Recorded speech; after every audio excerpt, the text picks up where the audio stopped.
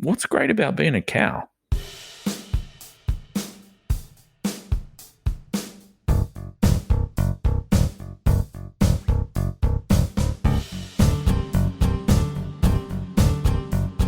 Coronavirus, shit is real.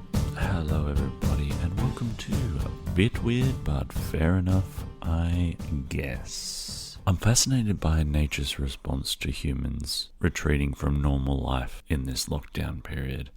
I told you about the elephants who broke into an empty village and drank all the corn wine. Now I can tell you in Wales, goats have invaded a town and are wreaking havoc. Locals in the town of Llandudno, Wales, said approximately 122 Kashmiri goats wandered away from their home in the Great Orne Country Park and ventured into the city streets, which have been low on human activity due to the COVID-19 pandemic. Residents said the goats have been feasting on their hedges and other plants. A North Wales police spokeswoman said authorities believe the goats will eventually leave town on their own, and officers will not be responding to non-emergency calls about the animal trespassers. In other words, the cops don't want any kind of Wild West showdown in the main street with these goats. There's no Clint Eastwood coming in to run the goats out of town. They are doomed. This is all starting to get a very 12 Monkeys feeling about it, isn't it?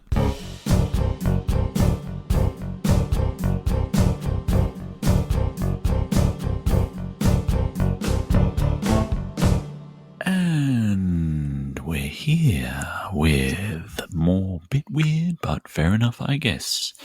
It's the bit where I talk to guests and that. And this week's guest, returning guest Matt. Hello, returning guest Matt. Hello, nice to be back.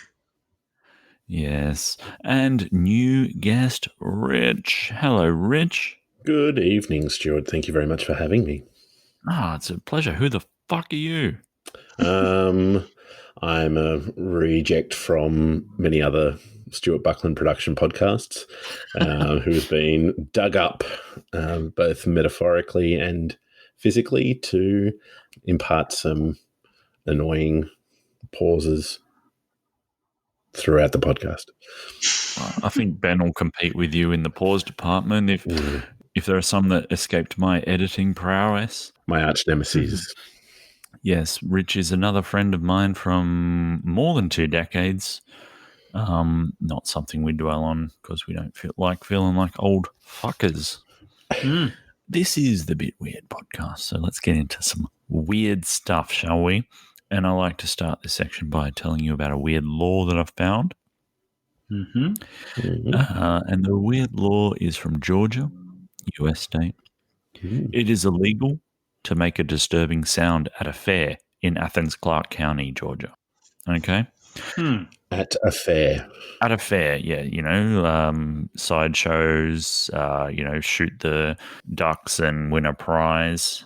Country fair. How are we defining a disturbing noise here? Is there any Well, that's what I thought might make an interesting discussion here. And are the local police there qualified to judge exactly what a disturbing sound is and what isn't? I mean, is that a disturbing sound? Is that someone vomiting from I don't know. I hate the squeals of annoying children as they're spinning, hurtling around a ride at a fair. Is that disturbing? Well, yeah. And what if you're a police officer at a fair? Do you walk around with a committee and you take a quick kind of poll whenever you hear anything, just to make sure everyone's in agreement that yes, that is disturbing? Or no, it's not. It seems incredibly subjective. What if you got someone there with misophonia and you got someone just sitting there chomping on a Pluto pup right in the rear? Oh, ASMR. Yeah. This is the best. What's going on? People usually pay me to send them videos of me eating corn dogs. What if it's just some annoying dude step right up to the ghost ride. Yeah. Oh, you'll shit your pants. And you're just like, oh, God, shut up. The carny. Come on. Yeah. Throw your dart at the balloon, get the prize. Come on, win yourself a excited squeal of winning a novelty toy of some kind. Yeah. Like, yeah, that's Is there a it test is. case which we can decide that we can find out where did this law come from? I'm from the very rich tradition of each kind of county letting whatever gets on the mayor's goat, he can make a law about, pretty much. That sounds pretty good. Yeah. I think society is about to head back to that kind of mentality. The very localism seems to be Yeah.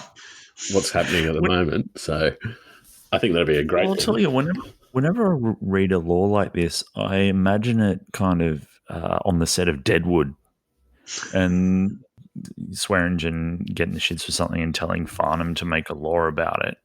And that's kind of how I imagine this tradition of just pissy fucking laws. Yeah, just petty laws. Is it kind of, do you think it's supposed to be directed at the fair operators as opposed to the clientele? I didn't think of that. I just Like, is assumed, it kind of see, I thought it might have been like the fairground operator. So if you've got a fair, you're not allowed to make disturbing noises. Like if To disturb the you say, like public. if the ghost train's got some weird howly thing which kind of echoes out across the county, freaking everyone out. Well, then that puts the fair in a position of having to hire heavies to walk around the fair and police, like internally police. Like oral heavies, you mean? Just listening? Just with an ear trumpet or something? Just, someone's on those rotating teacups. And they have to stop the ride and go, all right, listen, we deemed your noise disturbing. Surely that comes under an essential service under the want your face rearranged? You keep it down. What, the teacups are an essential service? No, the oral heavies. I think the oral heavies are going to be coming thick and fast around the nation. Yeah. Keeping the noise down. Yeah, just on a tangent, obviously the phrase essential service refers to what can and can't stay open in our current corona lockdown environment. There's a very arbitrary list. Very, very arbitrary. What's not? They might as well put stuff, some things. Not other things. Blokes, but not fellas. Healers, but not chicks. I saw the government list, and I'm really hoping it's in order of importance because liquor stores were fourth on the list. So, I think if you want to create widespread panic, that would be shut that down. You want to see panic liquor buying? Stores, it would start a mutiny of sorts. Yes. Anyway, we digress. If at some point after all the travel bans and corona troubles we're having, you feel like you go, fuck me, I want to visit Georgia, then during fair season, make sure you keep a level head when you go to the fair. Maybe it's a Georgia peach thing. So, munching on the Georgia peaches.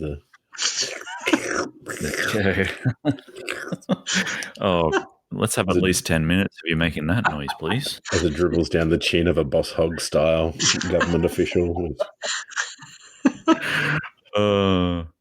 You can imagine Boss Hog walking around a fair telling people that he finds their noise disturbing a little.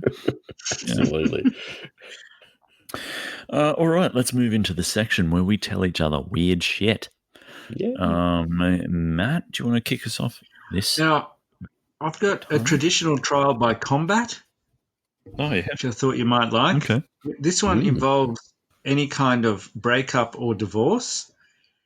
And this is a professor at the University of Oklahoma found an old German manuscript complete with illustrations detailing a proper procedure and battle techniques for when husbands and wives have no choice but to have a trial by combat. I think I might have seen this recently. It's pretty interesting. It doesn't explain how it gets to the no choice. Like we've tried everything. Arbitration. We went to mediation ceremony situations. Nothing. Got the rolling pins, frying pans have been done. Yeah. So this is what happened was because usually they considered that it was women should not be involved in ideas of combat because usually if you were wronged as a woman, you would designate a champion to fight for you. But if it was between a man and a wife, they had a solution as to how to solve this to, I guess, seemingly make it fair. Right. So are you saying that, like, what era are we talking about here? I don't think I've got an era, actually. Oh, I okay. mean, it looks fairly medieval, I would say. All right. Okay, so it's not recent enough for, you have a Barney with your wife. It comes down to duel time, and she can't choose Junkyard Dog to come and be her champ. I can't. My translation of German's not great, but Okay. I don't think JYD comes up anywhere in here. All right, fair enough. But it looks kind of. It looks kind of maybe. I think it's yeah. It looks kind of, judging by the illustrations that accompany it, kind of maybe Renaissance era. Yeah, well, that's right in the Reformation, dueling sweet spot, isn't it? Yeah. So here's the process. Okay. And now I know you're both going to enjoy this, because according to the manuscript, the husband was placed in a hole that came up to his waist.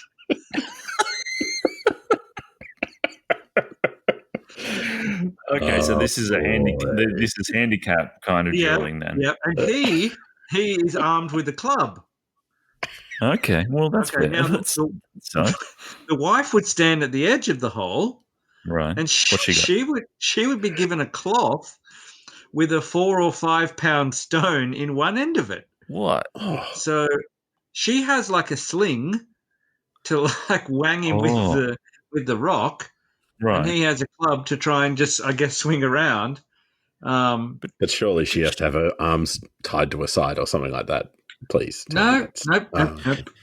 No. So what you're saying is she's got one rock. So if she misses or doesn't get a good shot in, she's got to get in close enough to pick the rock up again. You know what? I'm going to have to attach photos, because I'd assume it's in like a sling thing, like it wouldn't come out. Like if you had like the stone in the middle of the four corners of the exactly. Or right. are you talking like a bar of soap down a sock? Bar of soap and a that kind of thing, just I'm going to hit you with it rather than fling it doorknob at you. handle. Oh, okay, all right. But however, they're sorry, carry on. Well, no, I'm just trying to picture this club. Is it like a? Are we just talking like a glorified stick, or is it like a full-on kind of manufactured weapon? I wonder, because up against a rock in a cloth, it looks like a shaped log, basically. It's a bonking stick. Yeah, like it would do some damage, but not enough to kill you. Right. Unless I don't know. Depends how angry you were. I'd be angry if I was in a hole getting pinged with a fucking rock. With a rock. But like, I'll have to put, some of these pictures are amazing. So it actually says, in spite of the perceived advantage of the man's strength, the manuscript is sure to present ways of either combatant might be successful. And the first picture is the woman is just basically got him in a fearsome headlock, because she's got, the upper hand, literally, of being above him. And she has broken away from him and attempts to strangle him. She's just got a mad headlock. Was it to the death or just till? What was the rules on it? Like, what was the arbitration? Well, until he admits that it was his time to put the cutlery away. I've got to tell you, these images are like very Junkyard Dog style. Like, there's a headlock, there's a like knee in the back, and dragging the head back, and some kind of tombstone into the hole, which is pretty impressive. As in the wife's performing the tombstone, or she's been lifted up by the husband? I've got to say, this image, he doesn't look very strong, but he's still holding the club aloft in his right hand, and in his left hand, he's basically giving her a tombstone into the hole. Right. That's amazing. Okay. Well, this is probably an appropriate thing to throw out on the social channels. Get in touch. Is being waist deep in a hole an appropriate enough handicap in a match like that? And club v cloth rock. Cloth with a rock in it. Yeah. Where do you stand on that? Here it says, he has pulled her to him and thrown her down and wishes to strangle her. Right. So was it to the death? Well, it says short of death or dismemberment, it's unclear how a winner would be decided. I'm guessing that one of them's got to tap out. Yeah. One of them's just got to admit, all right. I should have folded the washing. Yeah. Yeah. We should have folded the rock into the wash and have some of this. So was this like I'm assuming it's kind of an alternative to divorce at this time. So Yeah. they weren't as easy to come by. So they'd go through this process in order to. Yeah, if you had a grievance, I'm guessing. I think probably at that time, let's say you're a dude, you were probably looked down upon less if you killed your wife rather than tried to divorce her. Yeah, no, you're probably right. No. Now, this is a logical step. Yeah, I don't want to divorce her, but watch me give her a swinging neck breaker. Yeah. A moonsault off the top of my ditch. I don't know. There's nothing about like what happens if he gets out of the ditch. Like, does he get harangued by society? Yeah. I was going to ask that question, but I thought maybe is that forfeited? There was an obvious answer I was missing. Well, the guy's not getting out of in any of the pictures. He's not getting out. No. He gets a DQ if he gets out of the ditch. Right. Disqualification. Yeah. She gets a free shot. Just grab a chair and just free wang with a rock. Oh, God. All right, I might go next, and I might tell you very briefly about boanthropy. Boanthropy is a psychological disorder in which the sufferer believes he or she is a cow or ox.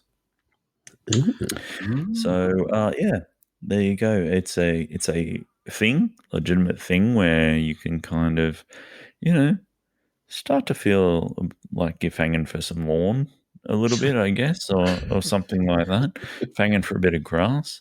And then slowly the bovine mood takes over you, I guess. The most famous sufferer of this condition was King Nebuchadnezzar.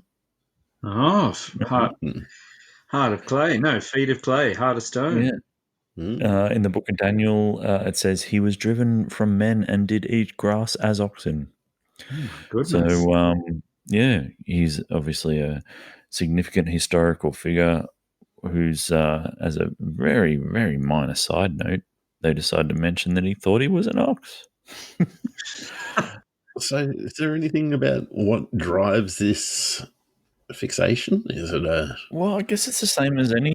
Is there any other fascination with bovines predetermined, or is it a? No, I think it's just the same as any delusional state. You've some sort of thing occurs in your brain that just pings you off in a very different course for whatever reason. I don't know. Technical term.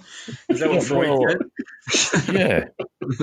It says here, boanthropy still occurs today when a person in a delusional state believes themselves to be an ox or cow and attempts to live and behave accordingly. I don't have much more to say about that, really, to be honest.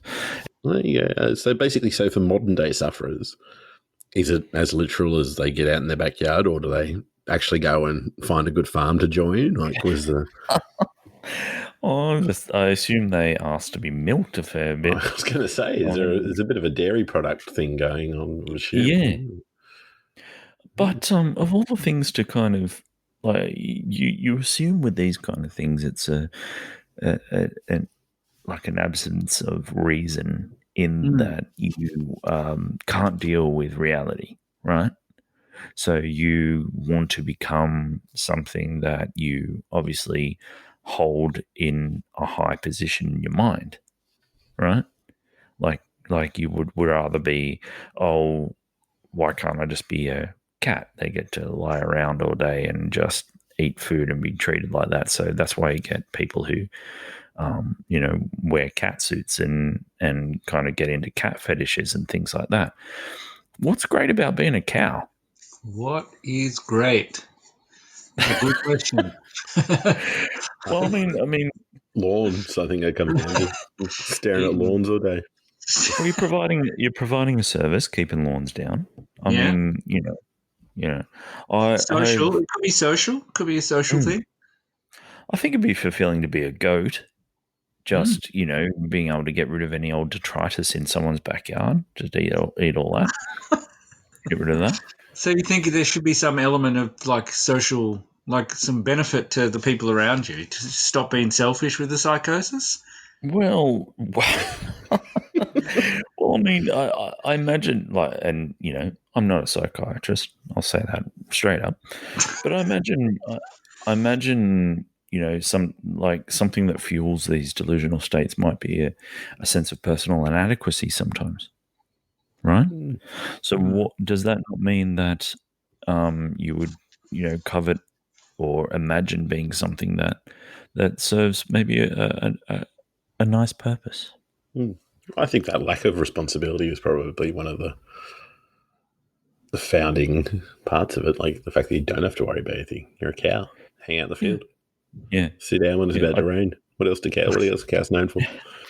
Yeah. I do want to stress I'm not a psychiatrist. I do want to stress. Really? Okay. Yeah. I don't know how many episodes in before you made that claim.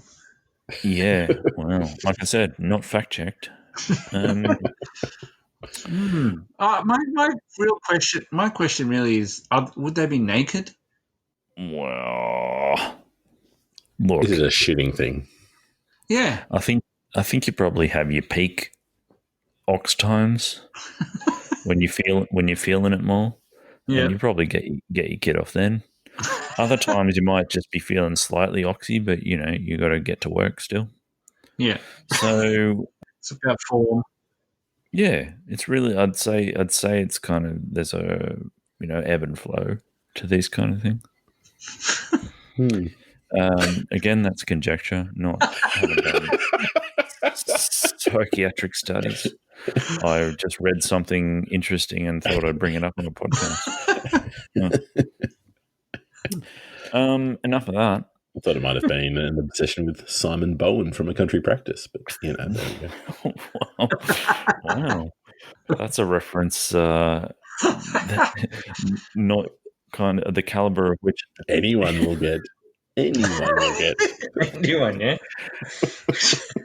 Well, let's throw to Rich being a newbie and see what he's bringing to the table.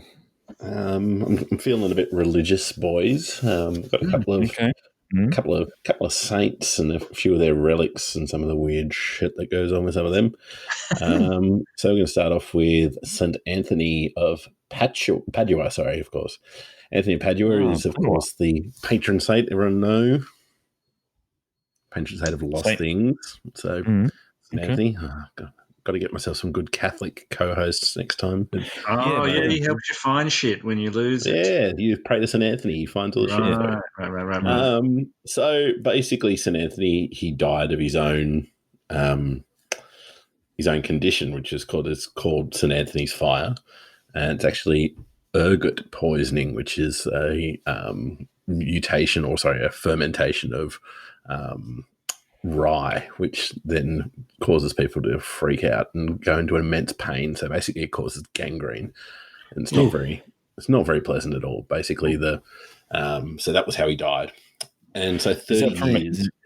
Is that from eating kind of fucked up bread or from beer? Pretty much, yeah. So basically the rye, what happens is the end of the rye ferments. It gets like a fungus growing on it. And so that then causes, it can be then milled, or it comes into once again, this is mainly Middle Ages kind of style. So this is where mainly through bread, So he retreated and lived out his last few days and died an agonizing death.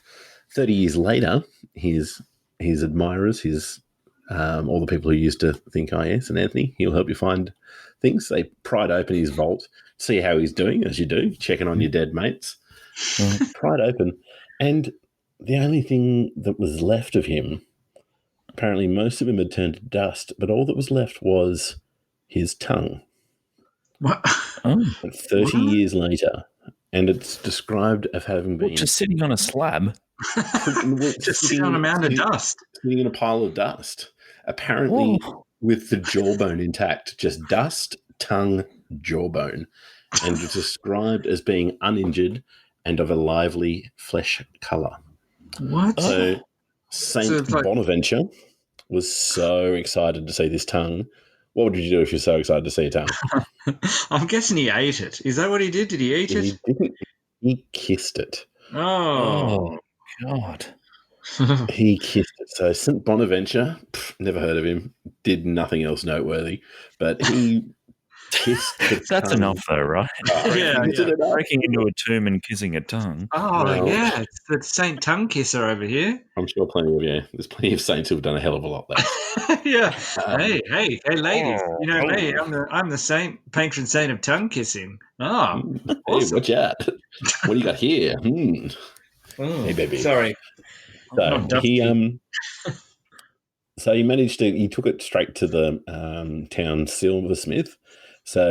And he basically encased it in silver, so that the tongue was still visible, but it was kind of holding its proportions as it was at the time. And it's in this big gold cask type thing, so the jawbone and the tongue hanging out. Okay. It's pretty freaky. Apparently vocal cords as well. So there must have been something. It must have been something. Well, I think the answer's obvious. He got offered a small nip of water from the eternal spring, but instead of just making him immortal, it just made whatever the water just made the bits he touched. Wow, that's interesting. Yeah. Why isn't his whole urinary tract like immortal then? It wasn't enough. It was just a nip, so they probably evaporated by the time it got past his vocal. True. He was a spitter. He just took it a bit in. Yeah. Give it a push around. He gargled it. You're right. He just gargled it, spat. Yeah. Yeah, he did a Fountain of Youth tasting service and just spat it out, lovely tannins, and just out it went. So, patron saint of finding things and, owner of an immortal tongue. If you open, what are they doing around cracking open the vaults in the first place? Cracking open vaults in the first place and then finding a tongue and deciding the best thing you're going to do is give it a big old pash. Yeah. Now, I do have to ask the question that, needs to be asked of a lot of historical stories. Mm-hmm. Breaking into the tomb, how many people were there? There's no actual mention of the numbers. So it could be one. It says you went around telling everyone, I found this tongue and a jawbone and I gave it a big old spoon. Yeah, and by the way, I'm about to go and stand out in my backyard for an hour and eat grass. Yeah, well, that's exactly it. Well, I think that, how dare you suggest that these religious men would have written down absolute nonsense back in the 1200s? Stuart, I can't believe that you think that anything less than completely fidelis in everything that they did. No, well, I know. I just, I would have... Your lack of faith. Just bring one buddy with you and tell him to back you up. That's all I ask. And then say, all right, I gave it a kiss. You should give it a kiss too. Yeah. Yeah. Oh, then we'd be tongue brothers. Yeah, it's all good. Thanks for I'll be right. No, we'll be tongue brothers. It'll be great. Kiss it.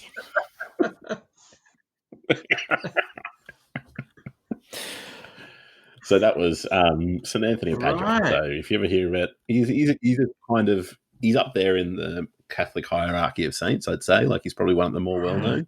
Had no idea that his tongue is still on display. Apparently, a bit like a delicious piece of turkey. Right now, I was when you started that story, it sounded very familiar. So I looked up what you were talking about, ergotism.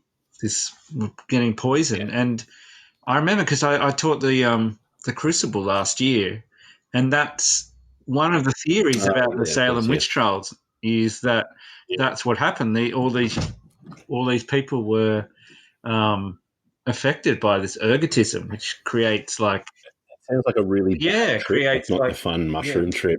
But a really bad, creates delusions and incredible. It sounds incredibly painful from all of them. It's not very pleasant. And now it's apparently used to treat migraines. I'm guessing in small doses. Well, it's a bit of a I suppose a naturopath A lot of naturopaths use it, I think, is some of the thing. But there have been cases of people still being poisoned, ergot poisoning.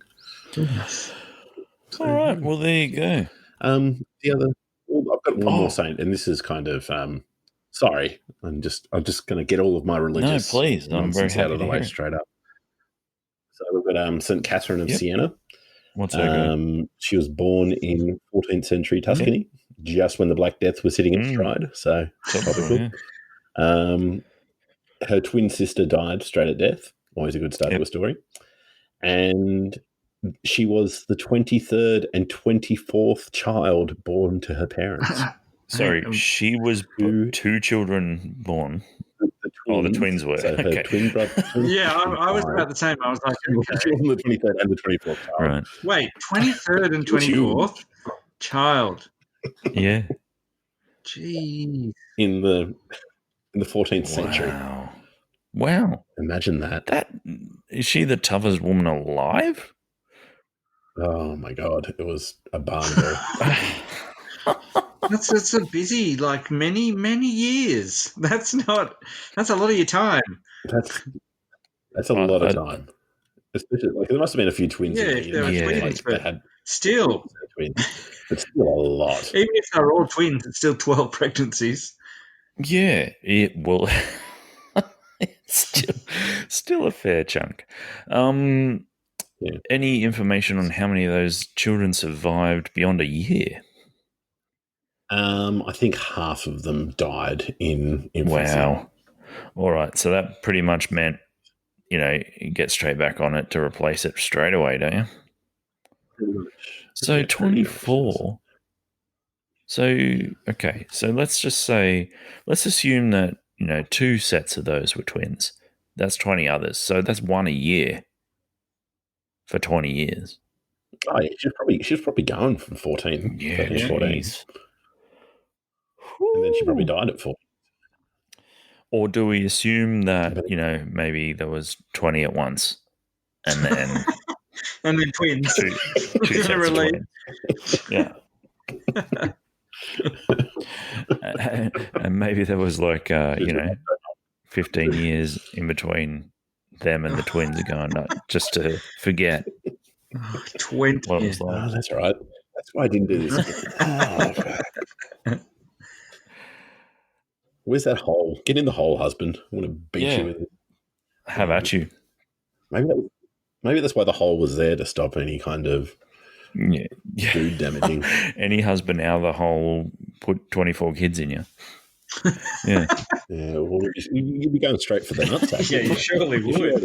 If you had a bit of cloth with a rock in it, and some dude had impregnated you 24 kids. That's where you'd be aiming. It's not exactly the money of you wouldn't want him to be in the hole at all, would you? Yeah. I think A Sock and a Rock might be a good episode title. Maybe upside down. Yeah, you'd have to get him up. Yeah, exactly. Yeah, you have to be in the hole but standing on your head. That's fair. So anyway, from a very young age, Catherine claimed that she had visions of Jesus, as you did at the time. Probably a bit of ergot going on there as well. Which then, this is the part which really kind of caught my attention. It eventually developed into what she called a mystical marriage. Right. And where she entered this relationship, this marriage with Jesus. It was signified not by a wedding ring, but by a what? So a mystical marriage but signified not by a wedding ring, but by crown of thorns. Her uterus falling out, probably, by the sounds of it. Jeez. Even closer. What? It was signified by an invisible ring of Jesus's foreskin. This is what she claimed. She reckoned that she had been having these visions of Jesus, and that he had presented her with his foreskin as a sign of matrimony. Wow. Did she get a little tan mark on her finger where it would have sit? She worked pretty hard after that. But if you got a 4 finger, is that I just love the fact that there is an actual statement in here that says Jesus' foreskin, and that was just a wonderful. I probably shouldn't take that as an episode title, but I'd like to. Right, but it was invisible. Sorry, it was invisible. Of course, it was invisible. Foreskins are invisible, Matt. What are you on about? Yeah, I guess so. Well, Right. Jesus, I don't think Jesus' moil was put it away. keeping it for the right lady. 1,300 years later, Jesus' moil might be a good episode title. Take care of this. Yeah. St. Paul. What am I going to do? All right. Well, look, who are we to argue? Exactly. Right. I think, on the scale of religious batshittery, it's probably pretty par for the course, I would have thought.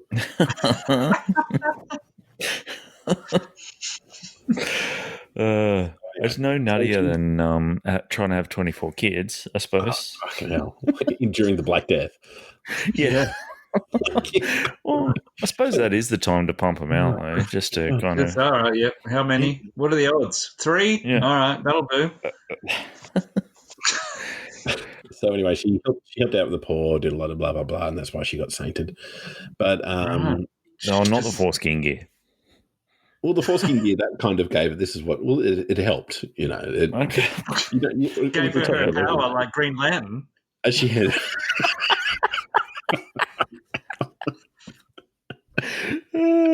She handed the CV to the Pope to get canonized.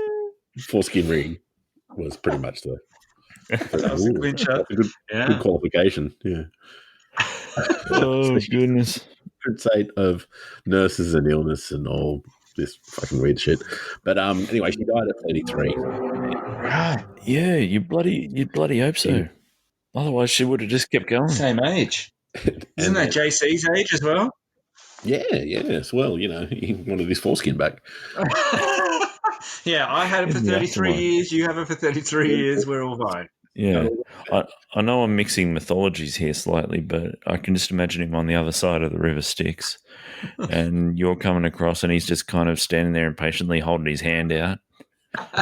And then you got to hand it over when he gets there. Give me that foreskin back. What are you doing with that? And she says, no, get in that ditch and grab that club and there's one way to settle this. Yeah. My foreskin, you gave it to me in good faith. Raymond of Capua decided to move her mortal remains. No, he didn't kiss a foreskin ring, did he?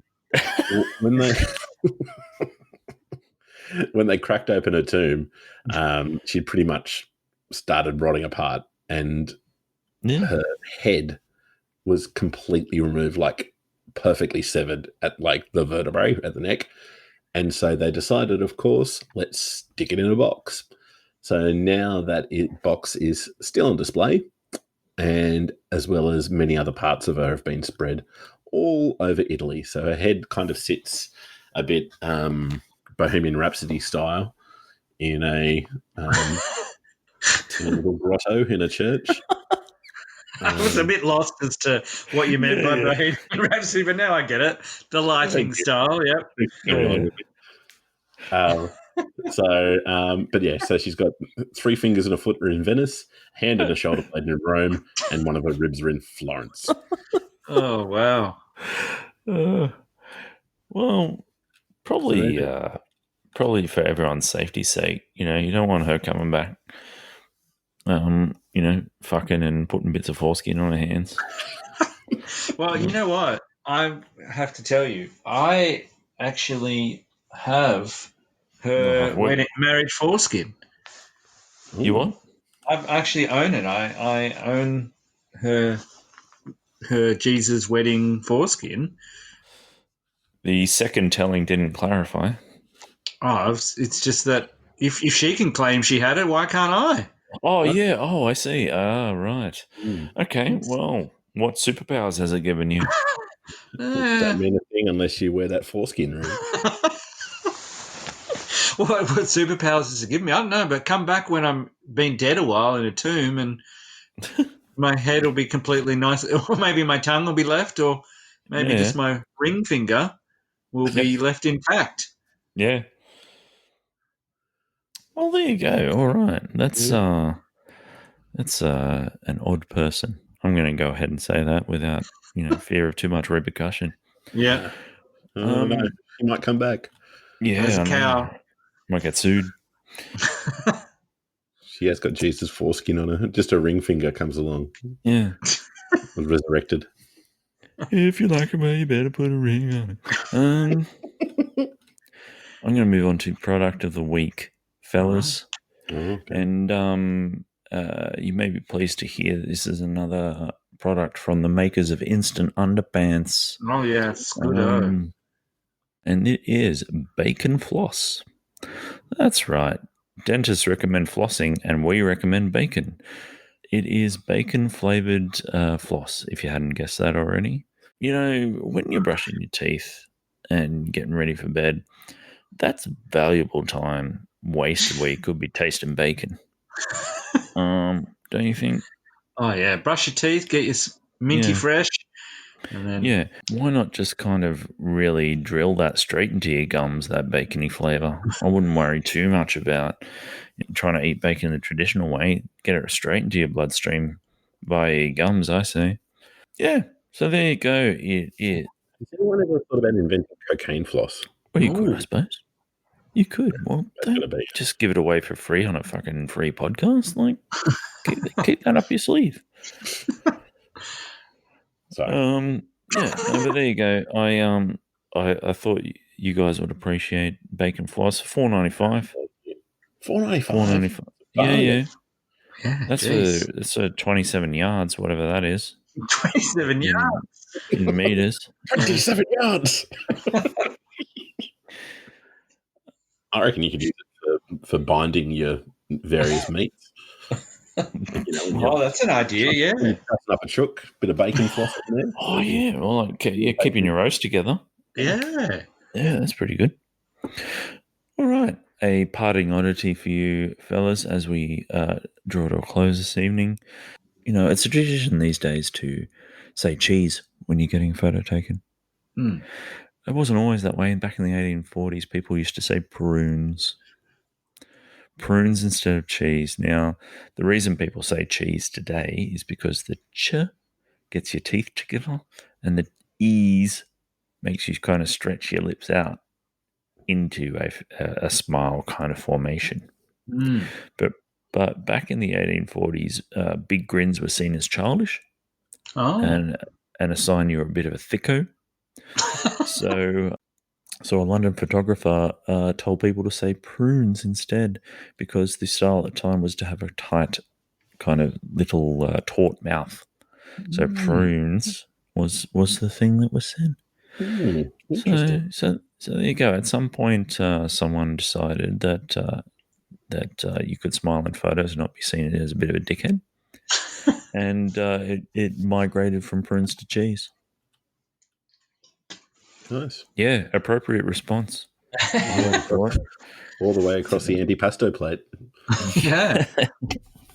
When Devon's going to be next. Devon. Well, I thought we might have got through without a Devon mention, but I know, we got some lawn in there. We're all good. yes. Thank you so much for joining me tonight, fellas. Thank you. It's a pleasure as always. Lovely to have you on for a first time, Rich. And we'll see you all another time.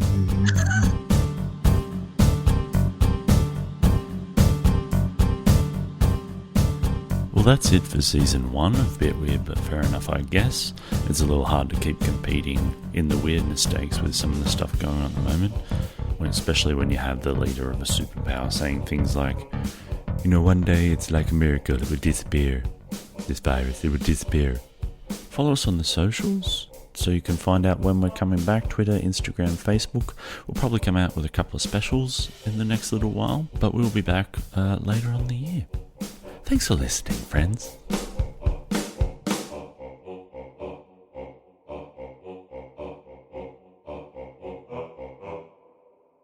Oh, step right up to the ghost ride. Yeah. Oh, you'll shit your pants.